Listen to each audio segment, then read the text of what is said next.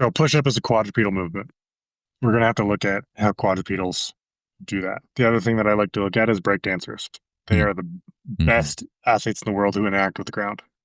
And not one of them, not one, pinches their shoulder blades together. Hmm. Every single one that I've studied has their shoulder blades tilt forward and anteriorly, and their shoulders stay broad. And it's the way I teach my push-up as well also. That was Austin Einhorn, and you're listening to the Just Fly Performance Podcast.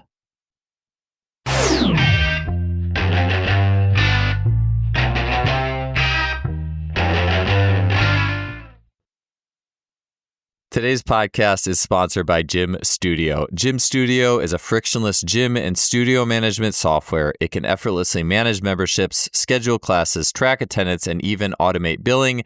To check out what Gym Studio can do for you, head to gymstudio.com and set up your free 14-day trial in less than 5 minutes.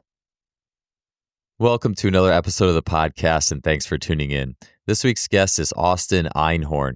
Austin is the founder of APIros Performance and is a field leader in human movement, biomechanics, and injury prevention. Austin is an in-demand coach with athletes across major sports leagues, including the NFL, Major League Baseball, NBA, and many others. On the show today, Austin will be talking about his first principles when it comes to athlete assessment and training intervention, and he'll get into applied concepts on building athletic hip extension, push-up patterns, overhead patterns, foot training, movement variability, this and much more on the show. This was an awesome conversation. Austin's a brilliant coach, and I'm excited to get this episode going. Let's get to 460 with Austin Einhorn. Austin, it is awesome to have you on the show here. Thanks for being here. One of the things you had said before we pushed record was that you live under a rock.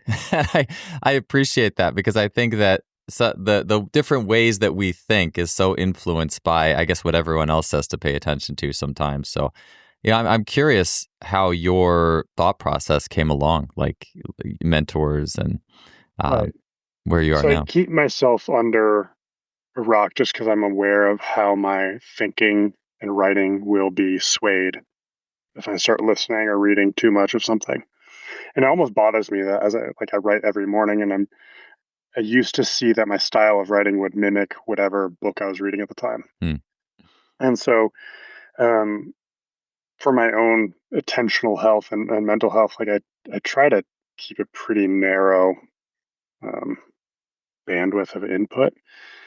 And so that allows me to have very clear thinking, clear writing. Um, the main thing behind it is just kind of just like to solve puzzles.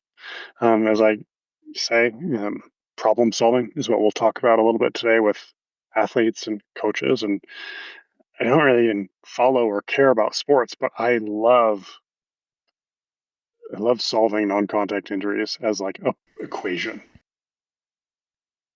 Yeah, sometimes I noticed this about myself recently is I'll look at my client training and I'll zoom back through the months. I'll be clicking back 2024, 2023, 2022, and I'll look at the programs I wrote.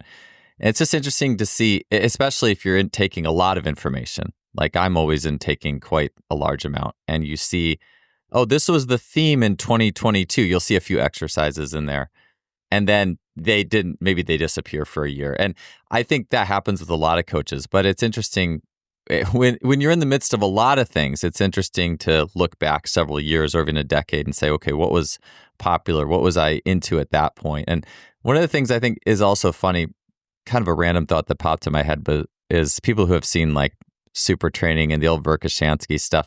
One of the exercises that's in there that nobody uses anymore is like it's like a kettlebell jump, but your feet are on blocks, like a 1 foot block, and then you have the kettlebell and you squat down deep and you're holding it at arm's length and you jump up and down. And I think Verkhoshansky had even said, well, that was just kind of cool at the time. And then nobody did it anymore or something like beyond that. So there's certainly something to keeping something on an extremely simple or not simple per se, but like a very external limited clip and seeing what emerges just from really digging into something over Yeah. time.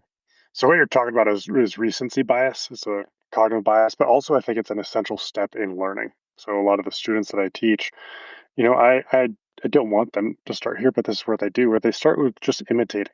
And imitation is such a great way to learn. It's also a great skill practice. Like if you want to get somebody to change how they kick a ball, you could ask them to like imitate a certain player. And so it's an essential part of learning throughout life.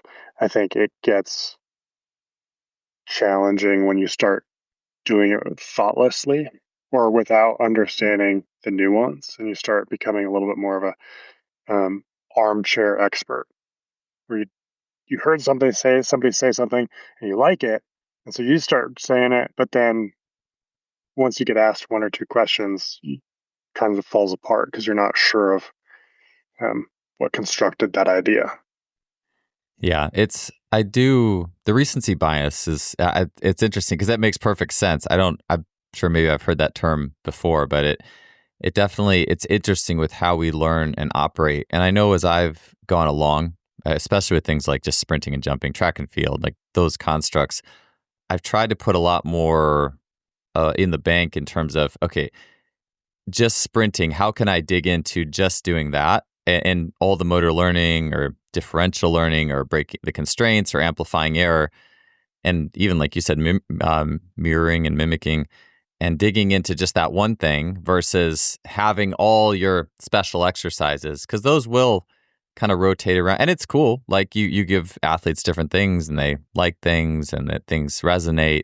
But at the same time, it's in some ways, unless you have a core toolkit that's very like that you become a master at, and it's not as influenced by whatever the trend is. I think that's a really valuable thing. Hmm. Thank you. Yeah, I mean, it's something I've tried to purposely craft. Yeah, and I'm really interested to dig into how that has impacted all the different areas of training. And one of the questions I saw you had posted this recently, and I know this resonated for me a ton just because, and God bless Brett Contreras and all the booty building.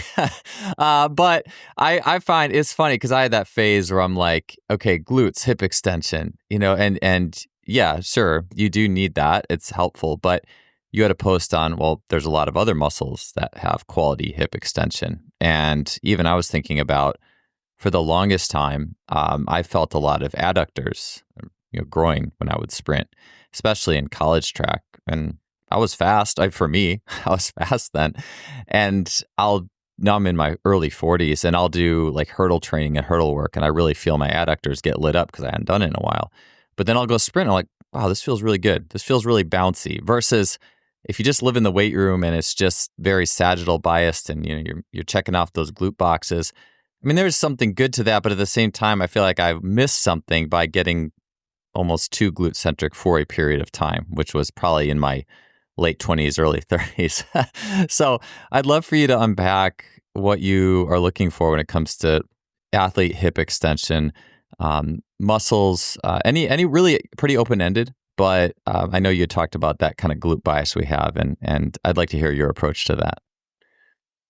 So the foundation of this is having studied how movement evolved on Earth, from aquatic to reptilian and amphibian movement patterns to mammalian, eventually to bipeds. And so when I'm thinking about movement, it's not just this silo of human movement. It's what is the hip extension pattern and where did it come from? And as that is my foundation, when I hear people um, try to validate their glute exercises with the cliche phrase of like, well, it's the biggest muscle in the body. Okay, that's true, but evolution doesn't bet on one muscle; it bets on Hmm. systems. And so, if we look at hip extension as the system, what we actually find is an incredibly balanced set of muscles for different contexts.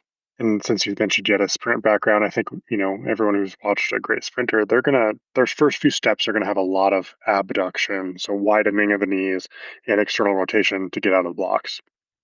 But some of the more technically proficient runners that at least I place that label on them, they start having more of a piston type motion, and I think they're, you know, if we were to study them more, if I was to dig up some study, we'd see a little bit more balanced contraction of glutes.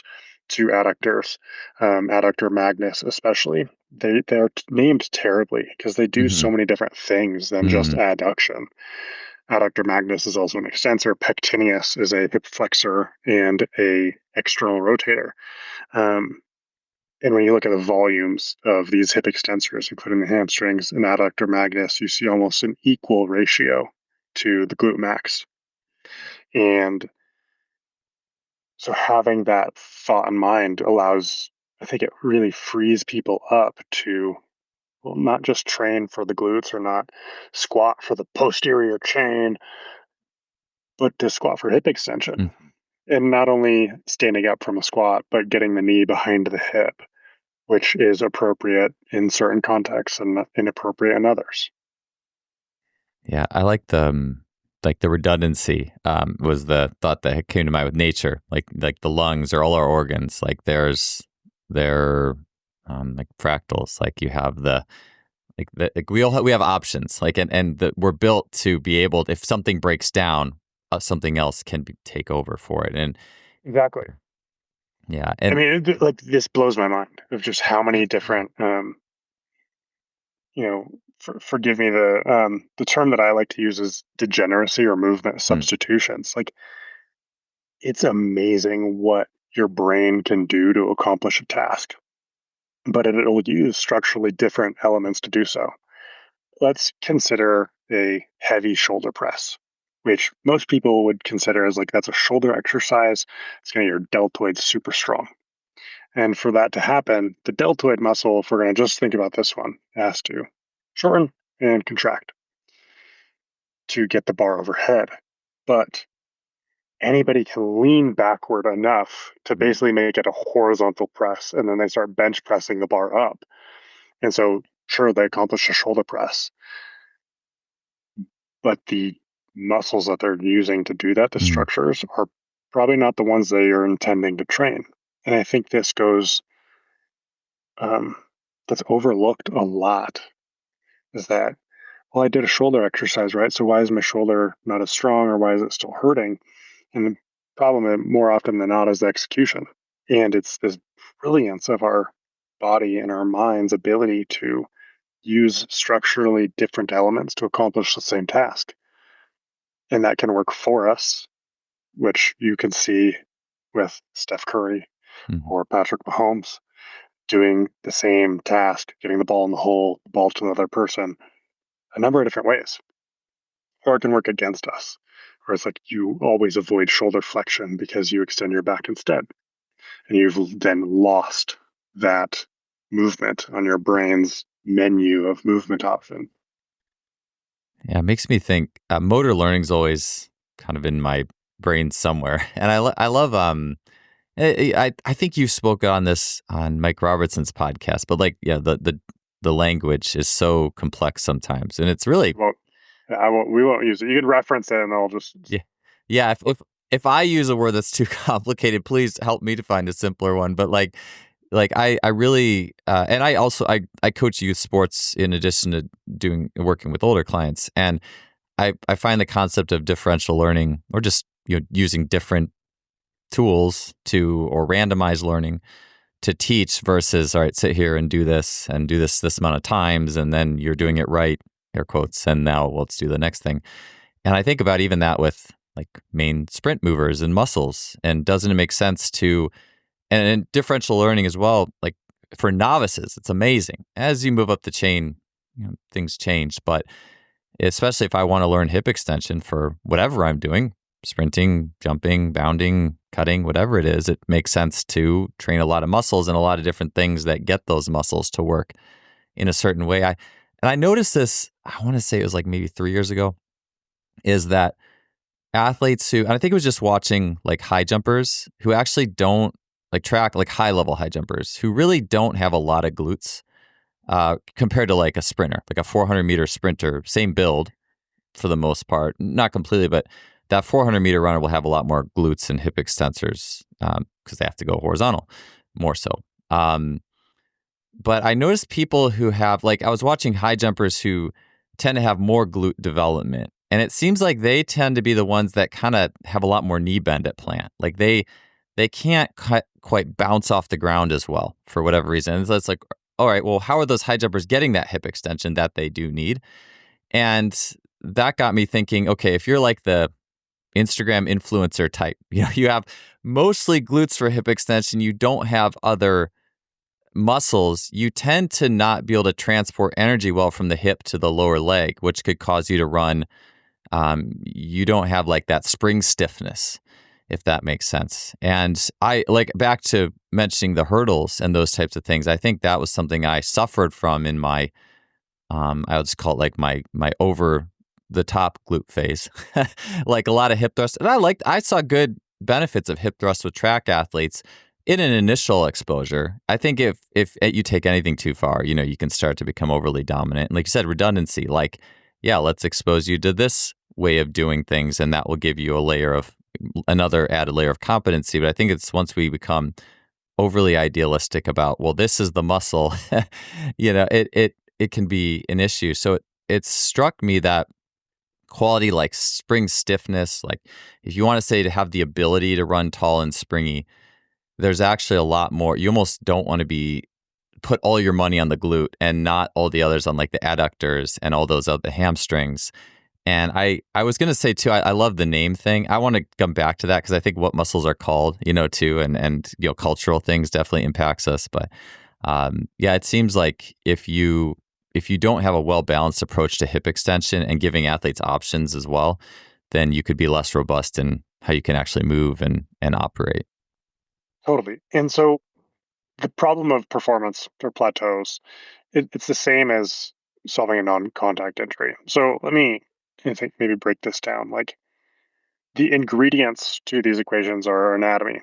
And while there are small differences from person to person, you know, for the vast majority of people, everybody's got kind of the same pieces there. And so we have that toolkit. And then we need to understand how certain movements or sports affect those tools, affect that muscle. So when you're talking about stiffness, I think the lower leg gets ignored. Hmm. And there is plenty of research discussing the role of the lower leg stiffness for running economy, and also the foot stiffness, especially one area that is neglected is the transverse anterior arch, basically the arch that's underneath your knuckles. Hmm. And it's responsible for 40% of your foot stiffness. But what's more important there is where that stiffness gets created. And it's in that ground contact phase, in dorsiflexion. Um, because the longitudinal arch, the one that everybody understands, and the one that your podiatrist is Hmm. like, you've got flat feet. That's the spring. That is responsible for about 17% of the running economy, but it's that foot stiffness at the knuckles from your lumbricals and your short toe flexors that allow for dorsiflexion to happen or not happen. People who have hammer toe typically have poor dorsiflexion because they don't get stiffness from the foot that way. And so if you lack this stiffness at the foot or the lower leg, the upper part of the leg, the more metabolically expensive muscles, the thigh, the glutes, the things that are Hmm. sexy and get so much attention, start working. So Yeah. these attentional misleading muscles then throw a wrench in the works, whether it's for stiffness and jump height or running economy. There's one study that showed that when the lower leg fatigues, the kinematics might stay the same, how they run might stay the same, but energy goes up to more expensive musculature, and people will likely get fatigued earlier on. And to kind of come full circle on this little ramble of mine, you can apply the same thing with non-contact injuries, and to set the stage of where I'm standing on, or maybe the small hill I'm dying on. I think all non-contact injuries are preventable and solvable, and that just requires a little bit more critical thinking. No Achilles just spontaneously ruptures. Hamstrings don't just like tear because of a heap of bad luck. These are solvable problems. And you apply the same critical thinking and framework to performance, and pretty amazing things happen. Like I have clients who have had, wrist pain for years, and I get a little awkward about the results here because they sound too good to be true. I had a client come in who had wrist pain for years, and we had one session together, and now he doesn't have wrist pain. And it's not that I waved a magic wand. I didn't, touch her wrist. I just showed her what was um, missing from her training program and how she moved her hand based on how hands evolved over um, millennia. And clients in the NFL, or I see a lot of Australian football players. Like the trend, unfortunately, in our world is, yeah, like I just got bad calves, and that's why I strain my calves year after year after year. And I get someone like that. I got somebody like that, and then they no longer have these injuries. And so, forgive me for kind of steamrolling here, but I really want to change people's expectations of what's possible with the body, not only with injuries, but also for performance. Yeah, I think, and I had a few other questions, but I think I want to go right into those first principles because obviously, if you're listening, it's like, okay, well, what do you do, Austin? Like, but I think obviously, I think you set the stage already a little bit by just talking about those redundancy patterns, and at least that's the way I view a good portion of it because so often we're taught to move a certain way as well, and there's a robustness to everything. I did want, I just do want to say quickly too before I get into what you mentioned there and following up on that. But I really like how you mentioned the names of the adductors versus the glutes as well, and like it's because like who's going to be like, yeah, let's get fired up about the pectineus or the adductor longus, like that sounds awesome, like, but it is, yeah, I think there's maybe a different mentality too with some of these things and thinking about like redundancy. If like I want to train hip extension to maybe there's just a different way of thinking about it, kind of like what you're talking about, than I think how we often frame it up like, okay, you have to train this muscle, this pattern, or, or do you come at it, maybe I'll put it this way, um, like with any movement pattern, be it hip extension, dorsiflexion, energy storage in the foot, what are you thinking when an athlete comes to you and if we're talking assessment, where's their pain or their issue, how you're trying to teach them, what are the first principles in teaching them to move? How does what we've talked about so far play into, let's say, an athlete comes to you with a hip extension issue, and how you're looking at them, and then where you go from there? Okay, so if I understand your correct, I just want to make sure I understand your question. You want to see kind of like how I'm thinking when an athlete comes in for the first time, and then how that might blend into. Let's just encapsulate this in hip extension. Yeah, just based on what we've talked about so far, the hip extension and some of the redundancies and that, how nature works, and then how that blends in. Okay, you got an athlete, they come with some hip extension issues. What are you looking at, and how do you go about that? So let's start with first principles. Your brain. Your brain is a prediction making organ, and it's going to predict a movement pattern that either accomplishes the task, so it allows you to throw the ball, kick the goal, jump over the hurdle, whatever, or it's going to repeat the movement pattern where there is tissue capacity. So we are, enslaved to our brain in that way, where your brain is going to accomplish these two tasks. So I'm going to make a composite story of two field sport athletes, an Australian rules football player and an NFL player, because that'll be a nice answer to your question. Australian rules football player comes over.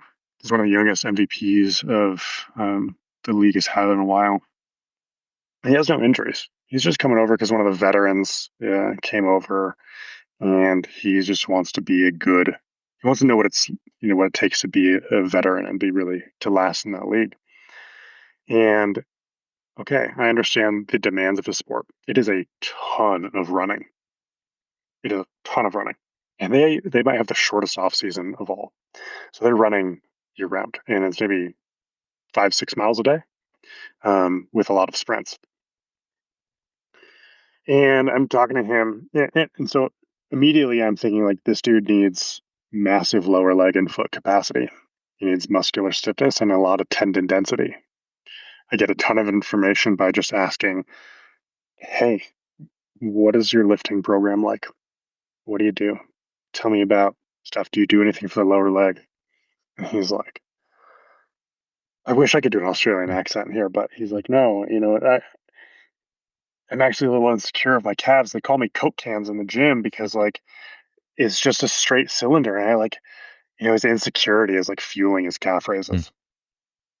And I'm why won't they grow? And I watch him do a calf raise, and we see this degeneracy, this substitution. His brain does a calf raise. His heel gets off the ground. And unless you know to look for this, no one's ever going to catch it. All his plantar flexion came from his midfoot. His heel, his calcaneus, his talocrural joint, his ankle joint, it never went into actual plantar flexion. He lifted his heel immensely just by basically shortening his arch enough. And I asked him about that, and he's like, no, mate, like, if I put a blanket on my feet cramp. I can't touch my feet. Um, and so here we have a guy who's amazing, but does not concentrically shorten his soleus gastroc. Cannot. It's not a pattern in his brain. He has no predictive pattern there to create that contraction. Sure, he might be able to do isometric loading or even eccentric loading, but he can't get it because his brain has found another workaround, and his brain doesn't care. It's like, we're doing the task. Why does it matter? Mm. But for the health of his career and his Achilles, he has to learn how to get actual plantar flexion. And so, long story short, I teach him how to do that. And this dude's calf is cramping, plantar flexing against the air, like when he gets that true first ankle movement. And so that's, um, how I'm starting to think like, okay, this is his biggest need to survive a sport based on the demands of running and sport, with his foot and his lower leg taking um, a ton of stress. And so we worked together for a while, and he also had this like, I can't blend these two together, but there was another guy, an NFL player, had a hip issue, and this is me getting fired up about the pectineus. Because I thought we solved his issue. He was an offensive lineman, so he has to stand with his adductors at a really long length to protect a quarterback. And he had this really painful right groin. And we thought we solved it. And then we started doing like almost like a wall sprint type drill, with a projection angle and him just like going into triple flexion Mhm. there. And that fast of triple flexion triggered his hip pain. And I'm like, wow, that shouldn't have happened based on the program that I built for him. So I stopped, went through his program. I did an audit of my own stuff. Like, what did we miss? And I like to think of pain as this like big neon sign of saying like, hey, look here, look Mhm. here. And so I open my anatomy up in the session, and I start cross-referencing the muscles with the program that I've built for him. Yeah, we targeted adductor magnus. Oh, wait a second. Pectineus, right? That's hip flexion. We're stressing hip flexion in this drill. And external rotation because I'm cueing his knee to kind of drive up and out. Maybe it's his pectineus. And so I test it in isolation, just asking, can he lift his leg with external rotation and adduction? And I'm mindful enough that I know he could substitute this easily, how a lot of people would, which would just, they're on their back. I had him on his back. A lot of people can lift their leg by doing a reverse crunch. They tilt their pelvis and the leg comes along for the ride, but that's not hip flexion. That's lumbar spine flexion. That still accomplishes the task of lifting the leg. So I ensure that he's constrained with words like, don't move your pelvis and lift your leg with external rotation and adduction. And I don't use those words for him. I just set him up there and Mhm. say, lift your leg. He can't do it. This is a dude who has like 10 years of football, NFL powerlifting in his background, and he can't do a single leg raise with external rotation. And I'm like, bingo, we got it. So we tax the tissue, do maybe 2 or 3 sets where we just isolate this pectineus to do its whole job, the flexion, external rotation, and adduction. And he's like cramping, his leg is shaking like he's developed early onset Parkinson's. And like, when there's this mismatch of like, you're an incredible athlete and you're operating um, very poorly here, we probably found a gold mine. And immediately after, we go back to that wall drill, and there's no more pain in his hip. And we keep that pectineus drill in his program, and his hip's great. There's no more hip pain for the foreseeable future. Does that answer your question? Yeah, for sure. It probably gave me like five others, but 100%. And it reminds me of, well, I think one of the questions that has emerged with me over time, and we can take all these different first principle approaches to movement. And I think no matter what, like some people are a little bit more muscle based. Like I've taken muscle activation techniques, neurokinetic therapy at the low levels. I never got high up. I think I was a little ADD. And I just kind of like knowing what was going on.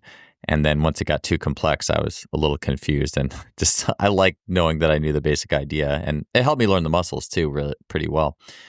But then you have like more skeletal and joint based or breathing based, and so it's interesting to think about, well, what's your first principle with what works? And it seems that I've had these conversations is that having at least like a muscle first is almost the easiest and first, the quickest, the easiest, the most simple first thing, because the further you get beyond muscle, I think there's a lot of amazing stuff there with the skeleton and pressure. I've learned a ton there, but I think it takes a little more idealistic knowledge to really make that come together sometimes.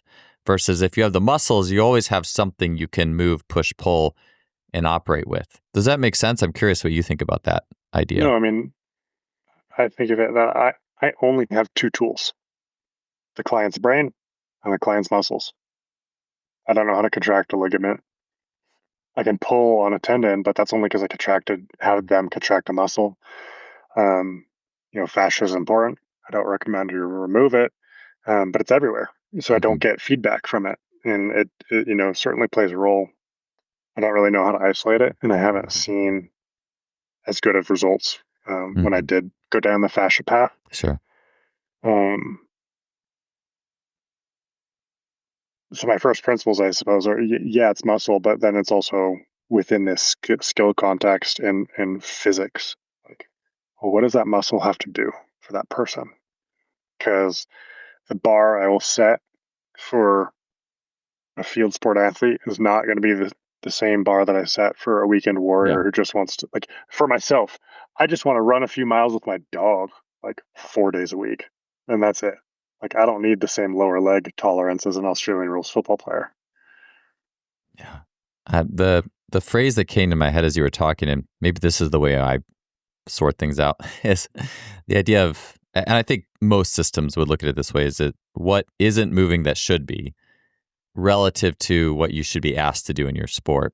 And it's funny, the calf thing you mentioned, I've seen a lot of swimmers like that, funny enough, who don't have that calf, but maybe they don't need it so much because they're the way they have to bend their toes in the water, they're just selecting a different strategy, and they don't, if they're a longer swimmer, they don't have to jump that high.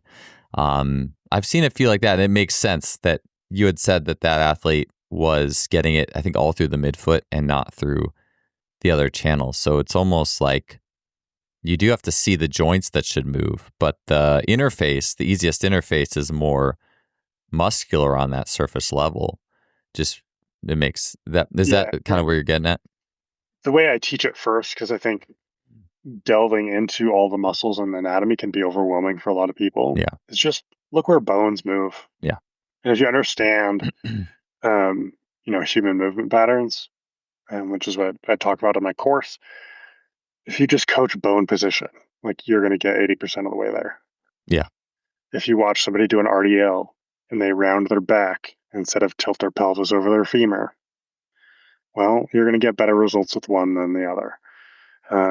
If you watch somebody go overhead, does their shoulder blade do all the flexion? So what I see a lot in overhead athletes is they reach overhead and they do a pull up and their shoulder blade has done all the motion. There's no actual ball and socket joint motion. And you can skip over what lengths the rotator cuffs are at, or what they're doing, or what the rhomboids or low trap is doing. Just like find a way to coach the bone position to what we know is normal, which is like 45 to 60 degrees of upward rotation on the shoulder blade. Um, I think that's me just like yes anding you. Like if I just build on what you said. Mm. Yeah. Like you said, too, it is in the context of a podcast like this, it's an hour 15, each of those, the shoulder, it would be probably an hour video course just to go through all the way, like the movement. So it's just, it's interesting, the constraints of something like this is to speak to the principles and try to make it as readily applicable and knowledgeable as you can without necessarily needing to go down of course, you have your course as well. So I'm sure people can learn a ton in getting into that. But yeah, that's where in just understanding the various systems, I know that's the biggest question I've thought of is what is that first principle operating system if skeletal alignment, breathing. I'm glad you brought up fascia too, because I think that's another one of those things that's a little more, it's more ideological on the back end. It's like, yeah, here's these trains. I saw them in Tom Meyer's book, and I remember you were saying on Mike Robertson's podcast that I've heard this. I remember I went to a Z Health opening, intro seminar, and they were like, oh yeah, the pain's here, but it's your fascia on this part of your body. And I'm sure that's the case periodically, but it seems like if you're always fishing for that, one of the things I'll just say those types of systems, the ones that can be a little ideological and complex, one of my struggles is that a lot of times you're fishing for something, you're just constantly fishing for things that are a little less immediately tangible. And I got frustrated with that, especially if it's like, the fashion, you're fishing for something that's not near the place of the pain and it's some movement somewhere else. Maybe it is, but I don't think that is as immediately helpful to a lot of athletes here and now as it could be. And obviously, based on what you're saying, you can get a lot better results with a much more direct and simplified approach. It's as simple can be in many Right. situations. And to speak to your points there, I think it's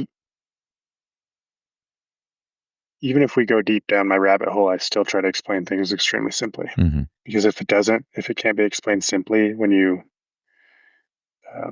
dissect these complex things, I don't think you understand it well.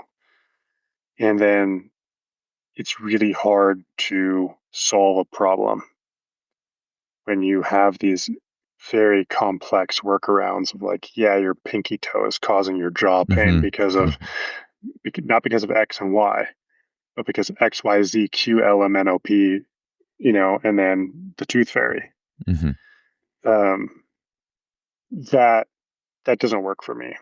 I think of it in terms again of like, let's come back to physics and like basic biology of tissue stress. And yes, you can have referred pain, and yes, pain isn't always at the site of the cause.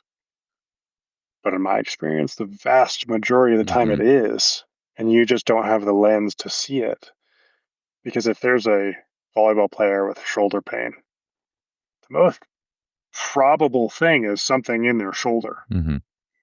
And so what I would have to, if, and this is the conversation I have with myself, if I'm going to try to fish for something in their hip to cause their shoulder pain, I need to explain it as simply as I'm Yeah. talking to you right now.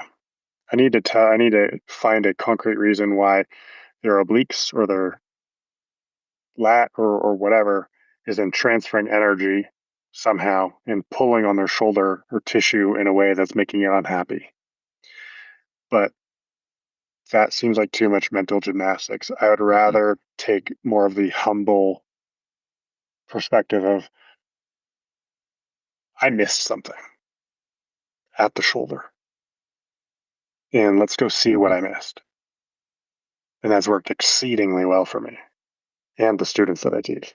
Yeah.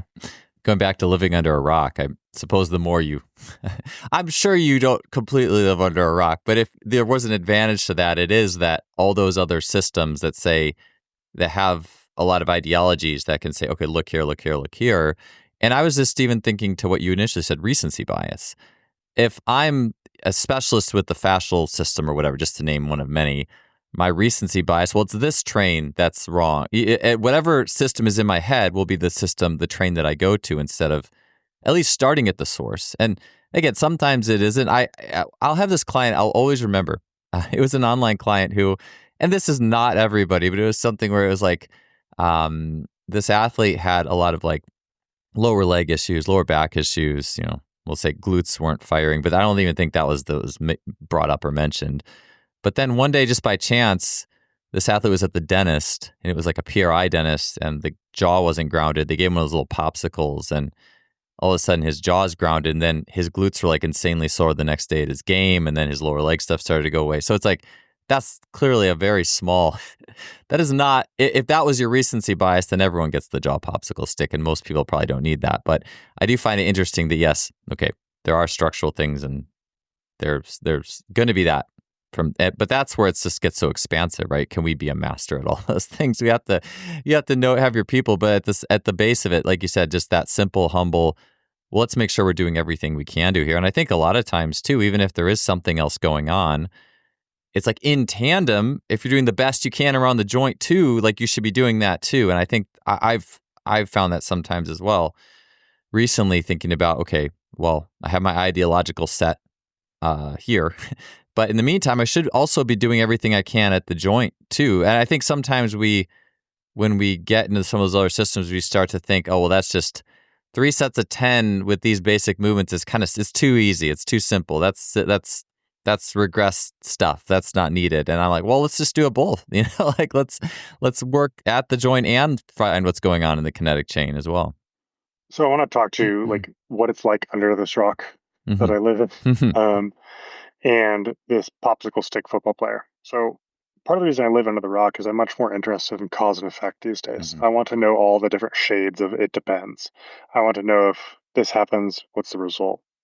That's the learning I'm really interested in now, and I don't see any courses offering that. And so that's partially why I'm like, all right, I'm going to silo myself into Google Scholar. And then popsicle stick boy. Okay, cool. So like, let's say that worked for him. That still doesn't negate the fact that he's going to take like 8 times his body weight when he does a jump cut. Like, all right. So you have not really, maybe you took away his pain, but you've not prepared him to stay healthy for the rest of his career. And for that to happen, like you have to prepare his lower leg and his knee and his hip. And these joints that are going to take a beating into the ground and from people hitting him through very specific strength training. Like there's no PRI exercise, there's no DNS exercise, there's no fascial exercise, there's none of these more, nuanced, esoteric, no muscle activation technique that's going to prepare a soleus for 9 times its body weight in a jog. Like that is very specific and targeted. One of the strength methods I've been intrigued with for a while, the late Dr. Yessis, I think he passed away a year or two ago. Dr. Michael Yessis. So he was a big like Soviet sports science guy, did a lot of translation of a lot of the Soviet manuals of that system, spent a lot of time over there. But the funny thing is one of his main contributions to what is still practiced, I don't think was anywhere in that Soviet system, which is the 1x20 system. And I think he just kind of came up with it one day, from my understanding. Maybe it was like a bolt to his brain, or I don't know. The only thing I could think of is I go back and I read like there's Super Squats by Randall. It's like Stassen or something. I have it on my bookshelf. Like the breathing squats, and I guess it's interesting to look through the layers of what was popular and around. But that system of 1x20, it just works. You have 1x20, and you pick a lot of exercises that span joints. So you have your main movers, but then you also get into all the accessory joints and muscles that would pertain to your sport. And then it goes to 14 and then 8 over time. And people who use that will say it has they have very good injury outcomes in terms of one set of 20 for the ankle plantar flexion. Yeah, exactly. Yeah, exactly. And my point was just simply that I think a lot of programs, if it's more on, and again, I think it's good to do different set and rep and iterations of those things, but when it takes you away from manipulating the redundancy of the joints you're using for sport, especially some of the ignored joints, because I think that program did a really good job at covering a broader span of joints. And that's just something that I think about people who talk about the injury reduction and the risks and those things is I think some other programs miss that because maybe they get overly caught up in, okay, well, all right, I got my squat. What's my set rep scheme and my progression for the squat going to be all year? And they get too wrapped up in that or whatever other big lift they're trying, the bench or whatever big lift they're trying to push versus moving and working through the joints. And if it's a single set, you're going to cover a lot of them. And it reminds me too a little bit of a lot of track and field ideology. Like there's this general strength day that kind of covers as many joints as possible at a lower intensity, like bodybuilding days. And I think those are missed too because a lot of people don't talk about that either. And it seems like that's a really simple way to just cover just a shotgun, even if you don't know exactly what you're doing, just moving those joints in a lot of different ways on those low intensity days could be a really valuable thing. Even if you don't know the exact bone position and things like that, it's still probably a better practice than wrapping yourself up too much in a single big lift and getting too dialed in there and not paying attention to the joints and other movement chains. And I'm pretty much always going to be in favor of somebody expanding their variability. Yeah. If they have a day of like, I'm just going to make something up and do 1 by 20. Where I pump the brakes there is, let's talk about cause and effect with tissues. The research is very, very clear on the specific causes that make tendons more robust. And there's really only two things. There's really heavy. So let's say 80% of 1 rep max. Most people don't know like a 1 RM calf raise. So I just say 80% of effort, or you can't do more than 6 reps. So 6 reps or fewer. And the time under tension has to be between 5 and 8 seconds per rep. That is really slow and a lot slower than most people are comfortable doing and very heavy. And that will make the tendon more robust. The other piece is really, really light for an eternity. I'm talking about accumulating like 10 minutes of load. Most people are, finish their sets and reps and they're at like 30 seconds, a minute of load. So 10 minutes of load with, you're doing sets of 1 minute, 2 minutes at a time. It's pretty easy, but only those two things. More evidence is on the heavy load has made tendons more robust. So like, yes, God, I would love if people got out of the comfort zone and did 20 reps of any new thing, something they've never done before. But I don't want it to be misleading that is enough to move the needle with, let's just say, tendons. And we have this data for other non-contact injuries, but tendons seems to be the easiest. Tendon injuries seem to be the easiest, most solvable problem out there, which is why I talk about them so often. Yeah. Yeah. What you're saying, it's interesting because I actually haven't caught up on, I knew the heavy loading protocols for the tendons. And once it got real long, I get a little mixed up with what says what. But that does make me think about, so it's interesting too, because I guess these two knew each other, Dr. Yussis and Jay Schrader. They knew each other back in the 80s. Jay Schrader trained Adam Archuleta and all that. And a lot of his stuff, I don't think it was the stuff that showed up on the Prime videos, but from my understanding and those people who have learned from him, they will do a lot of really high rep stuff, like hundreds of the same movement over and over and over again. And I know like Tommy John, I've had him on the podcast, and then Austin Yoakum has been on this podcast. They'll do like, I don't know if it's 1,000, but it's a lot of the same movement. And where I've taken that is I like doing things where you're really standing on a single leg for at least 2 or 3 minutes or 4 minutes. And I find that you get things there that you don't get if you just stand for 30 seconds or something like that. There is something that happens. My maybe favorite way to get that long time under tension is put on a rucksack and go hike for 3 hours. Yeah. Like the variable terrain is going to do a little bit more for the peroneals, the posterior tib, and the toe flexors on the inside of the ankle than just a calf raise. And I think that variability is also essential for anybody who's changing direction. You don't have to do that. That's obviously takes a lot of time, but hundreds of reps I would love hundreds of reps of plantar flexion, but slightly different each time. Turn your foot in, turn your foot out, lean left, lean right. change where your hip center mass is. Yeah. I I'm probably gonna. I hate that I'm probably telling this story for like the 10th time, but I'm glad you mentioned that because I love like running in like the minimal shoes, so I feel the rocks in like a creek bed for like 20, 30 minutes, just for that reason. I mean, my feet always feel really good, and a lot of that elasticity I had when I was playing team sports and basketball and those things when I was younger. I'm like, I feel this out of that, and it's with more variability. And I like to like, do you do stuff with like for a few like slant boards, like hops on different like angled surfaces and stuff like that, or do you have any of that in like a nat? I've seen you have rock holds in your gym, like to have that variability. Do you ever do anything like that for the feet? Totally. Yeah, Usually would just encourage people to go take a hike in a yeah, minimalist shoe.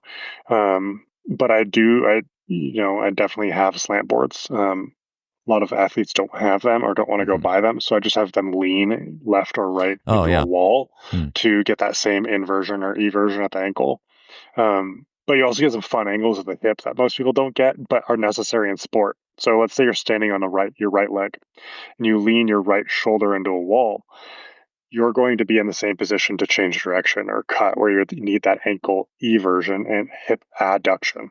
There's those adductors and that adductor magnus again, which you're just never going to get in a Bulgarian split squat or DL, any sort of like powerlifting type movement. But it's like you have to express a lot of strength there on the field. The other thing that came to mind with that is, have you ever dug into some of the um, leg stiffness research based on the um, stiffness of the shoe and the foam? oh. Not off the top of my head. I feel like I was researching some stuff like that maybe a long time. Like if it's a big thick shoe and everything like sinks into it at one time. It was like five. I'm too foggy, so I'll just say no. Yeah. Yeah, go ahead. So when you have a big, thick, cushy shoe, you think of it as an exoskeleton. You can export the work to the foam. And so your leg doesn't need to bend as much. It's stiffer. So we see a lot more vertical stiffness with soft shoes. Again, pro or con, depending on the person or the need. The minimalist shoe, there's no cushion in it. Hmm. Your cushion has to be your leg. And so you could prescribe this differently in different ways. For somebody who needs more dorsiflexion, knee flexion, who maybe avoids that or walks with their leg locked out, a minimalist shoe would encourage that more. But it's going to be a lot if they're doing it running. They're going to need some good Hmm. capacity there. Let's say it's somebody with an Achilles tendon problem, especially when they get longer lengths of their Achilles and dorsiflexion. Give them a big cushy shoe so they land stiffer and aren't in as much dorsiflexion, or they have got a big heel drop, so then that tissue stays at a shorter, less Hmm. expensive length. Um, Forgive me, but that's part of when you talked about running in a minimalist shoe. I thought you might be interested in some of that research. Yeah, that is really interesting. The thing that came to mind was I think if the shoe is really cushy, and maybe this research was on like gymnastic foam or something, but that the whole foot almost became stiffer and it would drop down into that foam more versus if it wasn't, like the foot could sense and manipulate itself to absorb better or something. I don't know. I need to go check. I If you need to go find check. it, please email it over. Yeah. Yeah. I was putting a lot of that together about 5 years ago, so it is foggy. Yeah, if I do find it, I'll definitely send it to you. But you got me thinking too about. I mean, I just think it's so interesting how recency bias, right? Like in the 80s and 90s, you saw like the Polish jump boxes. You have concave, convex, and all these different shapes to hop around, and you don't see that stuff as much anymore. You do see the slant board from time to time, but I just think there's so much value in that. And I really like the leaning you mentioned. I was just thinking something I might try. I like doing overcoming isometrics. And I have like a K box, like an inertial training machine. I have a strap and I have like a climbing force meter called a Tendon that tells me. So next time I go, I'm actually instead of just doing it straight up, which we all do, our isometric straight up, to actually lean to the side a little bit and do it, like lean left and do it, lean right and do it, lean forward, lean back. It's interesting to think about that. Yeah, building that robustness, and then maybe you go for a few maxes in the strongest range or Sure. something. So obviously the wall becomes a little constraining. So like if you want to move up and down, grab a TRX or whatever kind of cable or rope so that you can lean. So attach it to a squat rack, then you can lean while holding onto that and go up and down instead of having to lean against the wall. But you'll get the same result without having to buy the slant board, the Polish box, whatever. Yeah, Um, I definitely. infinitely portable is your own body. I think I want to. I think I want to have them. I only have slant boards. I think I want all the boxes just for like, I don't know. It's just kind of one of those like collector items. I think they're cool. I would love to have it. Yeah, for out at the track we have a jump. We have a domed jump box, but I only have one. And if I have like 12 athletes, it just doesn't make any sense. You know, I wish. If you have 12 athletes, have them hold on to each other, and then they can lean and get those angles. Yeah, lean That's into what each I other. Yeah. Oh yeah. if I'm doing like a field warm up with a client, and we're working on that ankle eversion or something, Hmm. then they hold on to me. It's warm up for me, warm up for them. Yeah. They squat there, do whatever, jump there. Partner warm up. Cool. I think about like, yeah, holding hands and going the other way too, like leaning away from each other. That'd be cool. Plus, too, I like the idea of anytime you can get like physical contact in a session, like physical touch is always good, anyways, and working with a partner. So, yeah, you got me on a new kick there. Partner extensive plyos and getting all the angles that way. Well, I mean, if you look at some of the split speed skaters do it, that like they get in a low squat and they're towing a sled sideways. It is amazing what their ankles and legs could do. Yeah. But could do the same thing with an athlete. So, like, imagine you and I are partners, and you're squatted down straight forward. I'm directly to your side, holding your arm, and you're seeing how low you can squat going to the side over and over and over again. Um, be a great opportunity for field sport athletes, especially ones that have to change direction. Yeah, if you have any videos of those, send them to me. I'll put them in the show notes here. You got me. A thing I do like doing this in warm ups a lot is I'll do a lot of hops where I'll have athletes in partner groups and another person is holding the other athlete's leg in like a rear foot elevated split squat situation, and they'll manipulate it in different ways. It's not always just the same way, but it's like maybe they hold it a little bit lower, maybe they pull them backwards and those kind of things. So you have this little bit of an external variability going. With the lean, I want to dig into this. I feel like, man, I was going to go back and look at some of these questions, but I love this thread we're on. And because I think this could lead into any lift or movement pretty easily and stay on the same first principles idea. But like leaning in a lift or turning, let's just take a push up or something like that. Like, okay, you got a straight ahead push up. I mean, you could tell me a little bit about how you look at modifiers and variability within the scope of push ups, and then what the shoulder blade is asked to do, and how it could just to keep it simple around an exercise everybody knows. Maybe we can get squats too, but I'd love to talk about your thoughts on that and just simple push up. So, push up is a quadrupedal movement. We're going to have to look at how quadrupedals do that. The other thing that I like to look at is breakdancers. They are the Mm-hmm. best athletes in the world who interact with the ground. And not one of them, not one, pinches their shoulder blades together. Every single one that I've studied has their shoulder blades tilt forward and anteriorly, and their shoulders stay broad. That's the way I teach my push up as also. And there's a lot of method to this madness. So let's say you're going to do your push up or your bench press with your shoulders pinched together because, ooh, raw scapular stability and whatever. I'm just going to poke fun at our trends.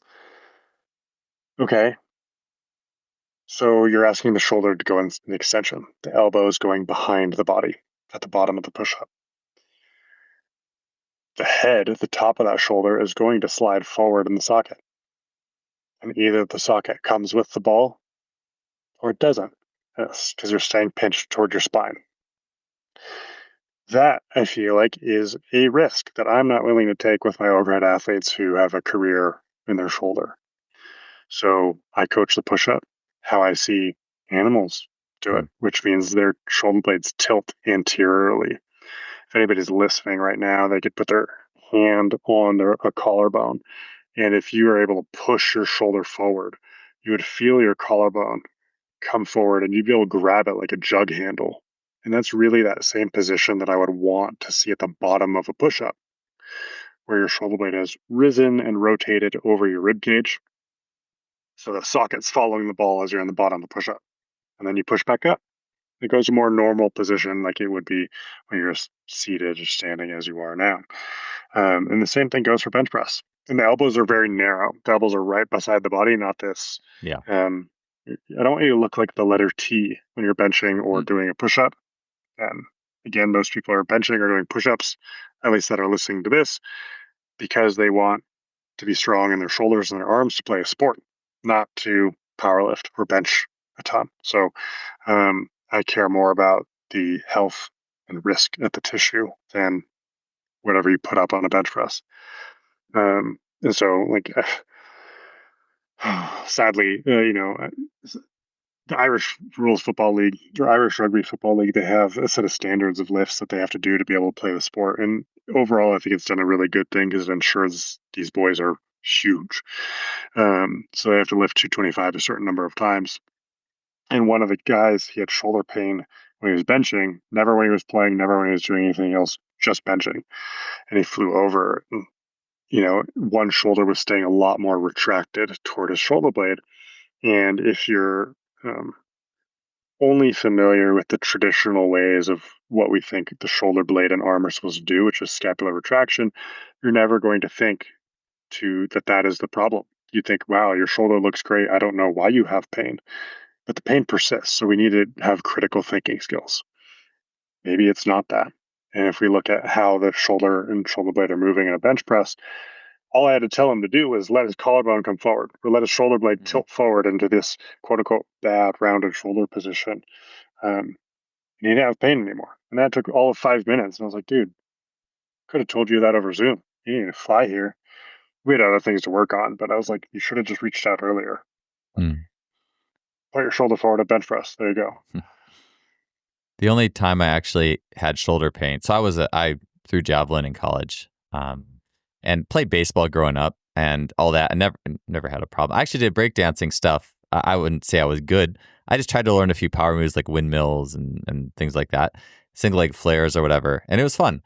And and then about my mid 30s, I remember I was doing a bench press.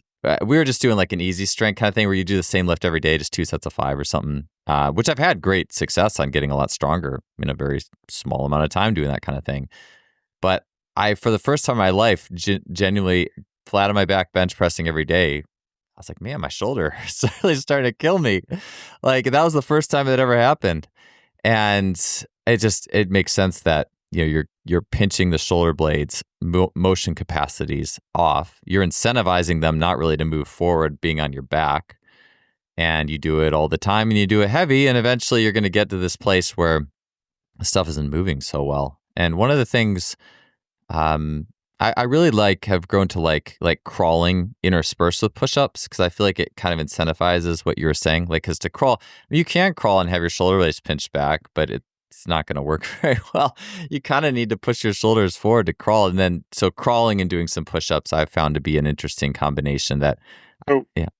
one thing that with crawling and pushing your shoulders forward, that'll be more protraction. Mm, At the bottom of a push up or at the bottom of your bench press, I'm talking about anterior tilt. So, okay. like if you take your acromion, so if everybody listening puts their hand on their shoulder and they have a little nodule on the top of the shoulder, that's your acromion. That needs to start tilting forward, like pointing in the same direction that your eyes and your nose are pointing. Mm, That's what I mean by forward shoulders, not protraction.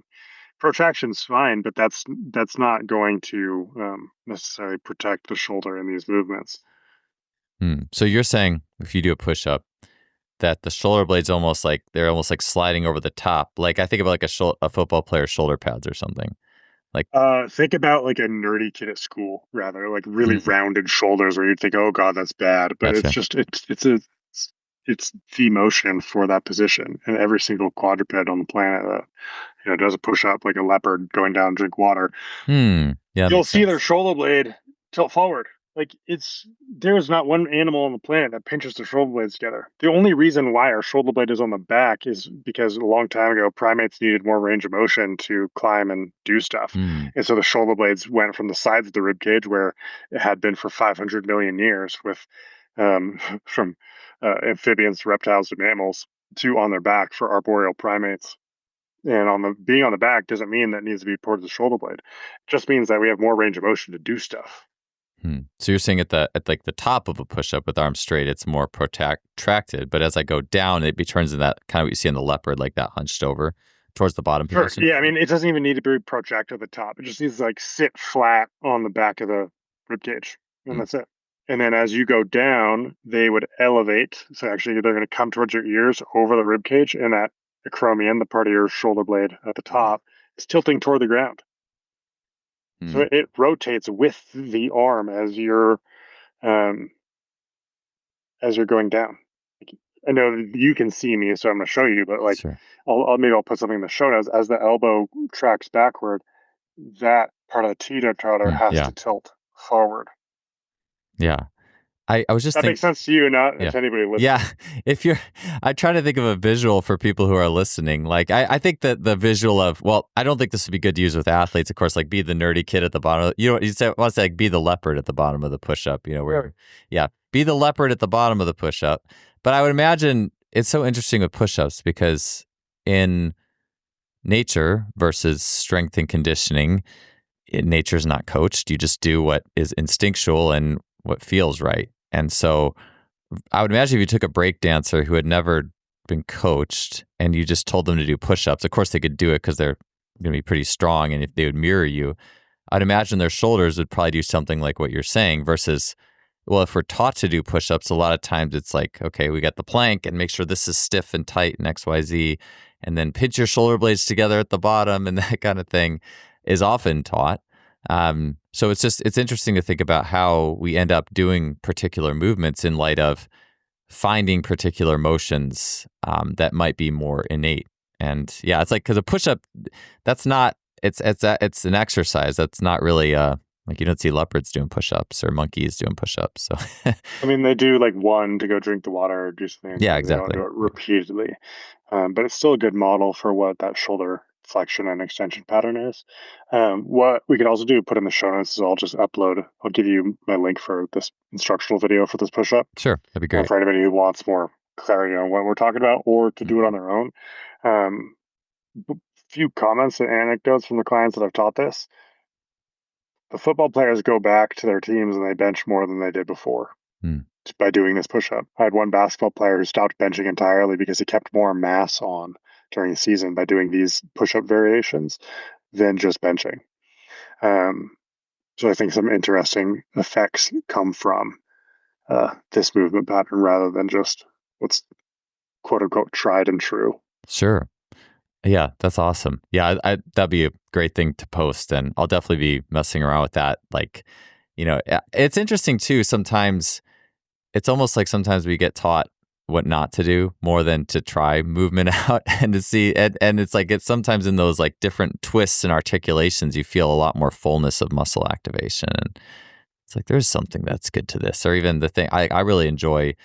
I really love doing various curtsy squat. And that needs a different name too. Someone needs to call that something else, just like kind of that push up, but like different variations there because I will feel like glutes and VMO or inner quad like blow up like nobody's business. And as well as some adductor stuff. And I'm like, this is awesome. But yet, and, it is coached, but it's called a curtsy squat. And so I think that kind of it takes some people out. Yeah.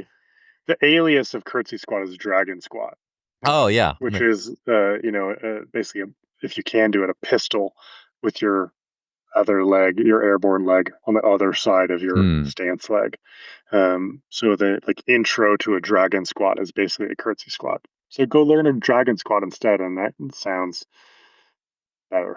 Yeah, I'll call him a dragon lunge or something, or a dragon. Yeah, there's got to be a. I think it's kind of like the glutes and adductor chain. I think once the name changes for a curtsy squat, I think it might. Yeah.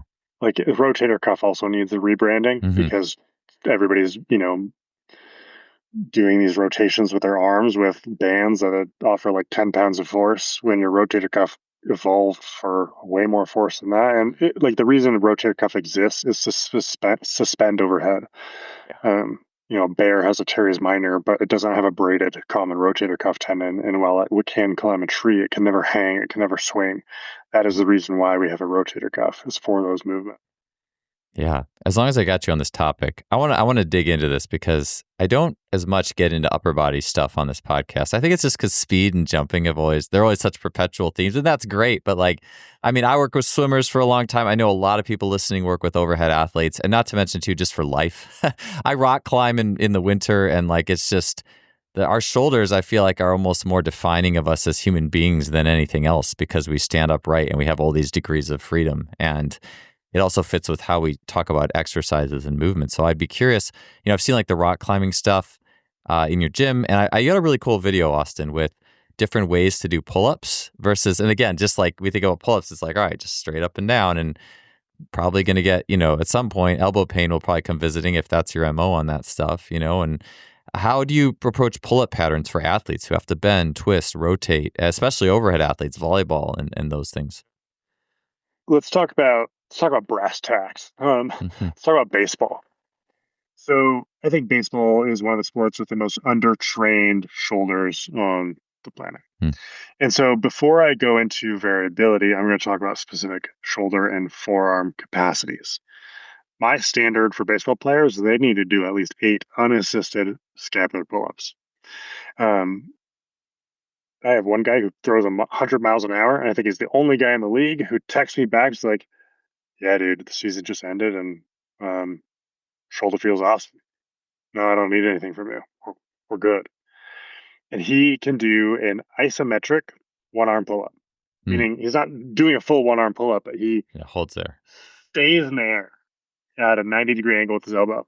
Like that is capacity. Mm. Um, we can go into detail about the elbows and the hands and the UCL epidemic, but let's stick it to the shoulders to keep this more condensed. So, like, those are some of the standards I'm hold athletes to, overhead athletes, and that's volleyball players, tennis players, javelin, whatever. Next is going to be variable strength. Okay, so you can do that, but you're going to have to throw, hit, do stuff in all these different scenarios. So, um, depending on the person, I might say you're going to do 6 pull-ups each set. Everyone needs to look different. I don't care what you do. Get your shoulders to your hands, not just your chin over the bar, but do it a different way every single time. Repetition without repetition, since I know you're familiar with the skill texts. Um, the others would be pull in different ways, and this doesn't just mean like I get so disappointed when like our industry is not so monotonous to think like, oh, a different pull is like I'm doing a bent over row. Hmm. That's a different pull. It's a horizontal pull. And I'm like, that does not do our shoulders justice. Like we talked about degrees of freedom. We have shoulders is it can do so much stuff, and we're just gonna truncate that into like pull-ups and rows. Come Hmm. on, come on. And so, as much as possible, I try to convince my overhead athletes just go climb, go rock Hmm. climbing, and the variability and the capacity will likely take care of itself. And it's fun. Go bring your friends, Hmm. bring your partner, whatever. But if they're not going to do that, then it's going to be how many different ways can you row? Can you Yeah. do it with a pinch shoulder blade? Can you do it with a protracted shoulder blade? Mm. When you get to the end of a row, so your elbow is behind your body, can you do that with your shoulder blade tilting forward? Because the end of the row is the same as the bottom of a push-up for me. Um, and I think only once we start respecting that variability in our shoulder do we start giving the tissue capacity at the rotator cuff, deltoid, serratus anterior, all the muscles to handle what we're asking them to do. And while I'm on this soapbox that I realize that I'm on, human athletes are the most active human in all of time. Like people like to romanticize what hunter gatherers do, but they're actually much more sedentary than a modern day athlete. Like they don't sprint very often, and except for the few tribes that are known for their running, they just like move around a lot all day, and they walk and they forage for food, and that's kind of it. And like if they find some honey, yeah, they'll climb a tree. Like they're not asking their body what modern athletes are supposed to are doing. And I at least think we see a huge mismatch, a massive deficit from how we do our rehab and our strength training for what the demands of sports are, which is why you see such untraditional stuff on my Instagram and in my course. But I get the results, Yeah. and that's ultimately, you want to talk about first principles, like keep them healthy, whatever it takes to keep them healthy. Yeah, I like you mentioned every or repetition without repetition, which is a little jargony. It could be worse. But as Could be so much worse. someone said every rep different, and I was like, I like that more. That's a little better. It's still 3 words and probably what 5 syllables, but it's still better. It's still communicates the idea more easily. And I like that you mentioned that because we think about, oh well, we have pull-ups and bent rows, so I got my variability, but that's so little in terms of like all the ways you can twist and pronate and have different grip changes up within the pull-up itself. And that's something where I've done a lot. My sprint training and jump training as well has gone a lot more into, well, we'll do the same sprint or jump or whatever it is, but we're going to do a lot different ways within that sprint. And so, like, I'll exaggerate the error on one sprint. I'll work polarities of high knees and low knees or anything like that. And in another sprint or various jumps for high jump, we'll do different mini hurdle runs and we'll take more. It's just, I've really gotten into taking one thing and then finding a lot of ways to work variability with that versus, yeah, like you said, it's almost like the horizontal vertical row principle. We just gloss over all the little nuances in between. And here's this totally different category. I I want to qualify that a little bit, or just like yes and you, like because we talked about some important stuff earlier that I don't want to get Sure. buried beneath this praise on variability. Variability is king.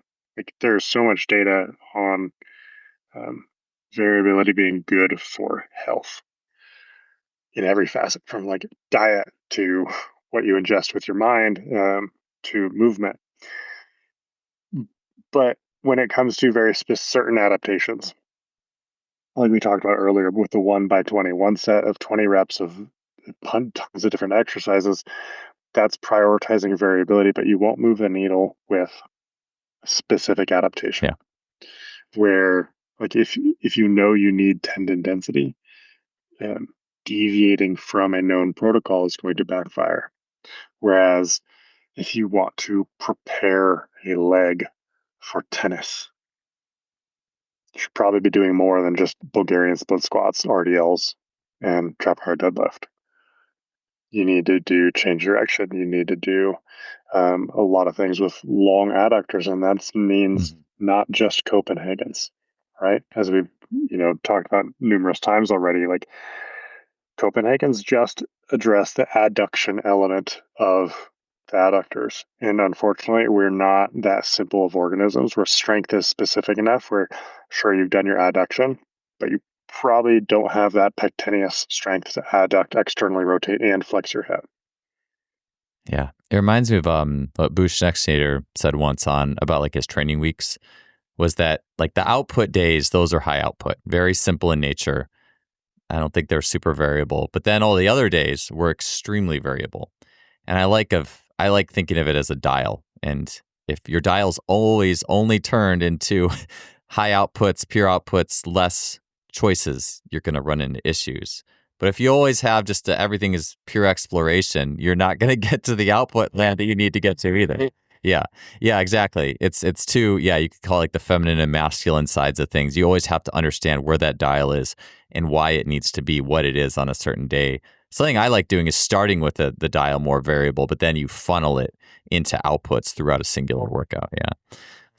So, well, awesome, man. Well, hey, I wanted to ask you about the foot, but I feel like, let me check time because there was something you said about the transverse arch, and I know you've talked about, maybe if we could call this the 2-minute drill, let's just try it. Because I noticed this with female high jumpers. I mentioned high jumpers, like feet, like their spring stiffness through the foot is so good. And I noticed, especially in men too, but I've noticed it almost a little bit more in women, is they have very strong arches, but their foot is also very mobile. It's interesting. It's an interesting dichotomy. Is you would think, oh, stiff foot. Well, it's like, well, it's also can bend and is mobile.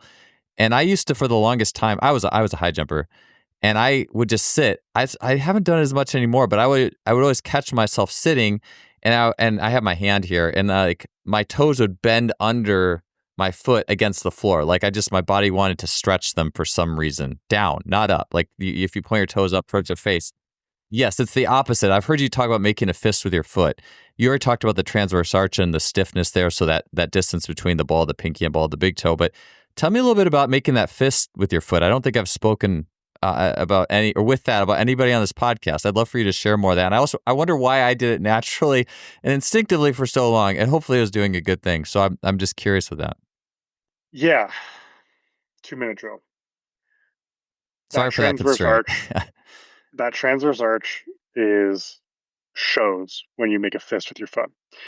It'll be a lot easier if everybody just stares at their hand as if they've never seen it before. Make a fist, and hopefully you see 4 prominent knuckles. If you're a baseball player or pitcher, you might see just 2 prominent knuckles at your index finger and middle finger, and then you need to slide in my DMs, and we're going to talk about your ring finger and pinky finger.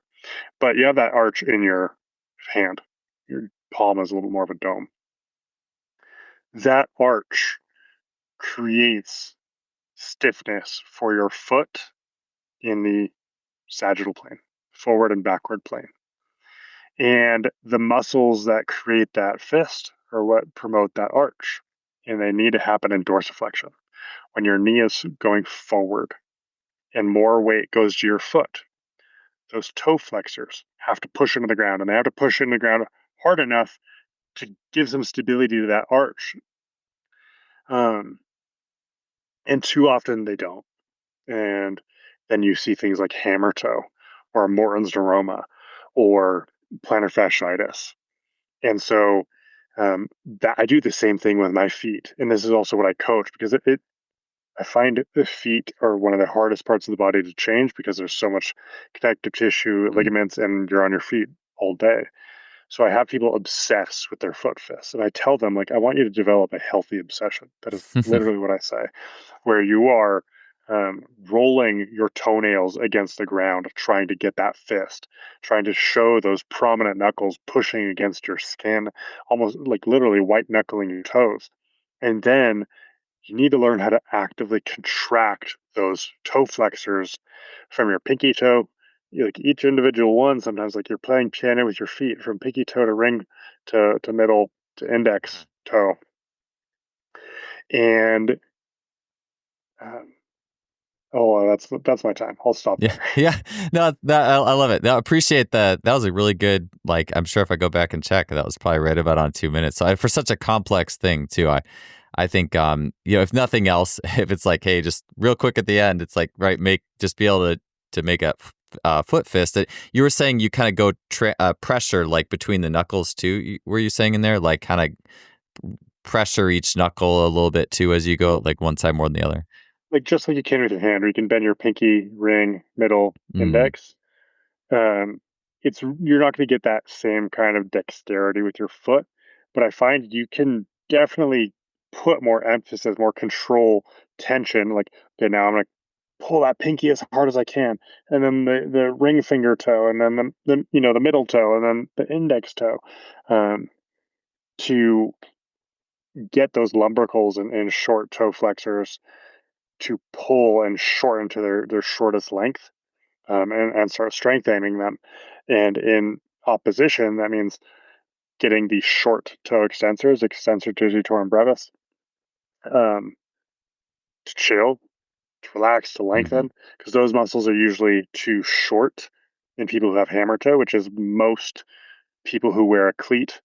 Um, you know, it's a lot of just change of direction sports, tennis, basketball, football, but also track. Like, mm, so many of these people that are living in these boots are of terrible feet. And this isn't saying all these athletes need to wear barefoot shoes in their sport. Having a tight, small cleat or track shoe is great because it turns your foot into a hoof, mm-hmm. and it's just stiff into the ground. But when you live your life, like, you still need to get that dexterity of your foot. Those muscles are still play a crucial role in stiffening your foot at the right time. It's not the common stiffness that people think of. It's a coordinative stiffness that the Mm. muscles contract at the right time to stiffen the foot, and then they relax. Stiffen the foot and then relax. Yeah, I like you mentioned the cognitive or the systemic stiffness versus it's just a stiff entity. Well, hey, that's awesome. I could talk to you for probably another 20 minutes about the foot. Maybe we'll have to save those questions for down the road. Yeah, yeah, I know we can get a lot more done there, so that'd be great. Well, hey, Austin, before we go, tell people where they can find you. You mentioned you have a course as well, or ways to interact with you beyond just the social media and that type of thing. So, tell us about that before we finish today. Right. So you can follow me on Instagram. That's where I'm most present, and that's just at Austin Einhorn. And then the course, like I'm teaching because I want to move the needle in our industry. I get me and my students get unbelievable results where it's like people walk in with months and months or years of pain and stubborn problems, and they walk out with significant progress, if not resolutions. And it's not just me, it's these students repeat this. This is a career changing trajectory, not only for the coach, the practitioner, but the client. And that gets me so jazzed up. Like, I get so fired up when we're able to solve these problems to make significant changes in people's lives. The thing that frankly drives me insane is, oh well, you just need to do more reps, and then like hopefully we'll do it. Like, you just need more clamshells, more glute med exercises, more rotator cuff exercises. But that goes against the like biology 101, which is biology adapts to stress. And if we're not getting the adaptation we want, we need to apply the right stress. And I want to teach people how to apply that right stress. So that's the course. Um, and that is, you can reach that, just DM me. My link in my bio also visit, or theevolvedcoach.com. And that's, obviously a play on words because we will talk a lot about evolution and how our structure evolved so that we understand what a truly normal human movement pattern is. And that's not to say that I'm preaching some ideal movement pattern, like, oh, we have to move this way. It's just useful to understand during problem solving. Um, and throughout that course, like what I really want people to understand is different from any other course, is that I want to teach you how to think. And we have an online course, we have 6 weeks of case studies where it's your case study. And I want to teach you how to think differently when you're writing a program or a rehab protocol for somebody, because that critical thinking will save your ass to solve the problem. And these, I'm almost at a point where I'm like, to say almost all these non-contact injuries are solvable or preventable, especially the chronic ones. Like, I'm not a one to cure, diseases or anything, but there is absolutely no reason why athletes need to live with knee pain for months and months and months, and their practitioners don't need to be banging their head against the wall of like, why can't I solve their knee pain? You can. I want to teach that. Um, anyway, sorry. That's, as I clearly am just really passionate about teaching, and I want to um, improve people's lives and how they think about the body and movement and strength training and Yeah. rehab. Um, Yeah. Well, it's great work you're doing, Austin. And I had an awesome conversation with you today. So thank you so much for being a guest on the show. I'm going to go try those push ups right now. And I appreciate it, man. Thank you for being here today.